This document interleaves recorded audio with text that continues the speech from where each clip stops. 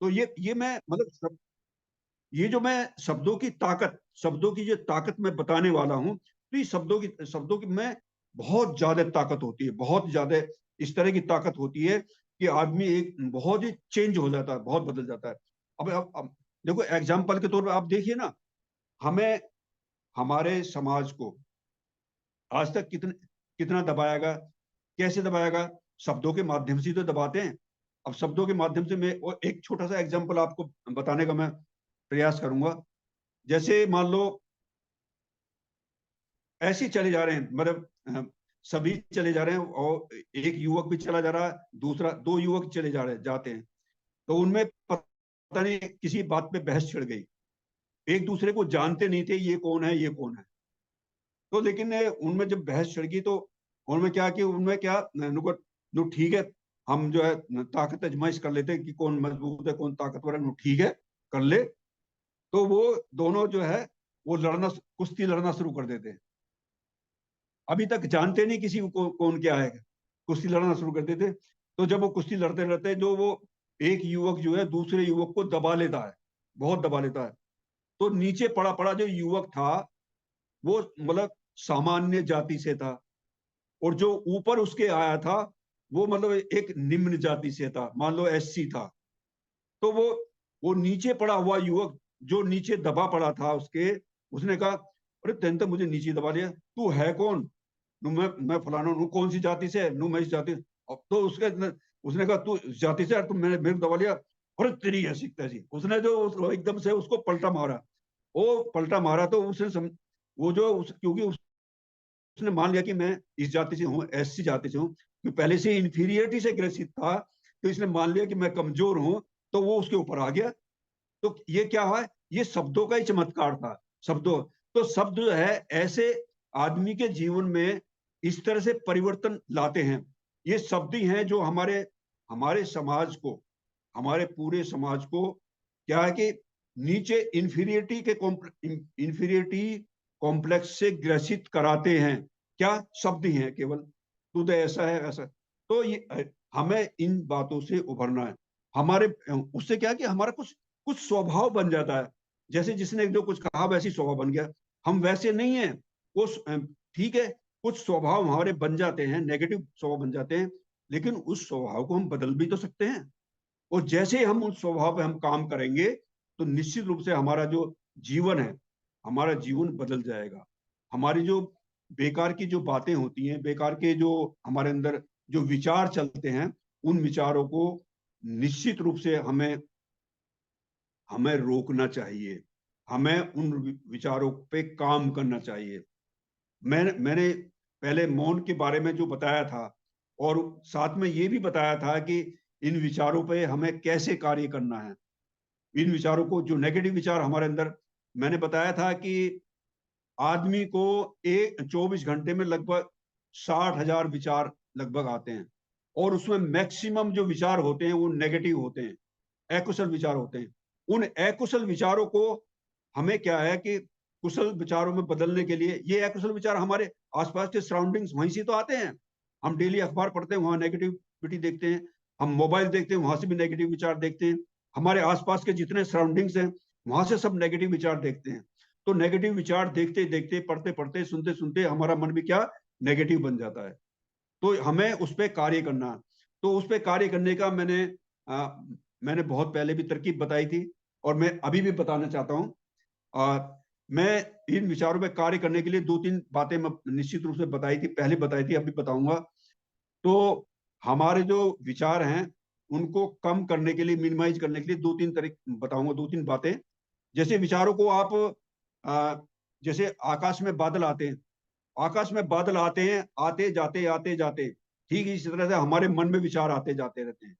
विचारों को आप साक्षी भाव से देखिए, साक्षी भाव से देखिए।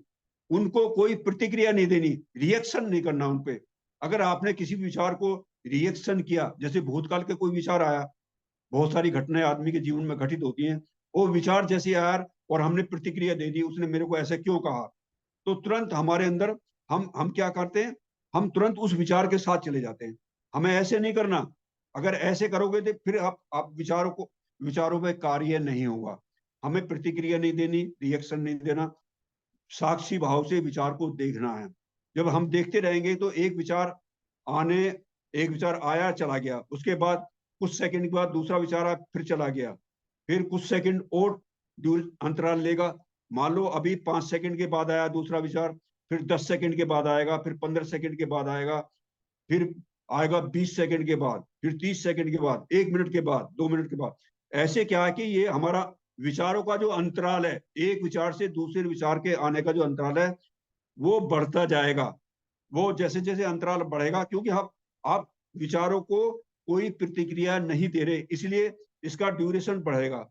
और जैसे ही इसका ड्यूरेशन बढ़ेगा तो हमारा क्या, वर्तमान में रहने का जो ड्यूरेशन है, समय बढ़ता जाएगा। तो विचार विनिमय होते चले जाएंगे, और जब विचार विनिमय होते जाएंगे तो मान लो 4 मिनट में, 5 मिनट के बाद विचार आ रहा है, तो उस पीरियड में 4-5 मिनट में हमारा मन कहाँ रहता है, वो मन हमारे साथ रहता है।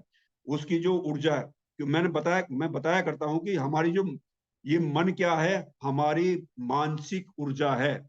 ये मानसिक ऊर्जा जो होती है, ये यही 90% मानसिक ऊर्जा होती है, 10% शरीर की ऊर्जा होती है। तो इसको, ये हमारी हमेशा क्या क्षीण होती रहती है, माइनस होती रहती है, कभी विचार में जाएगी, कभी भावना में जाएगी, तो कम होती रहती है। लेकिन जब हम इस तरह का अभ्यास करेंगे, विचारों के ऊपर काम करेंगे, तो ये इसका जो इस ऊर्जा का रीस्टोर होना शुरू हो जाता है, हमारे पास जनरेट होना शुरू हो जाता है।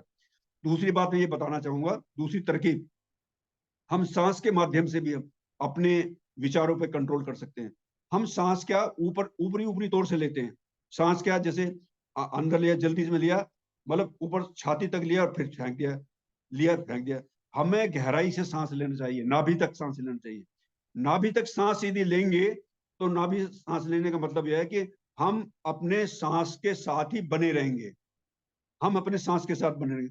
और ये जो सांस होता है, ये एक ब्रज का काम करता है, एक पुल का काम करता है।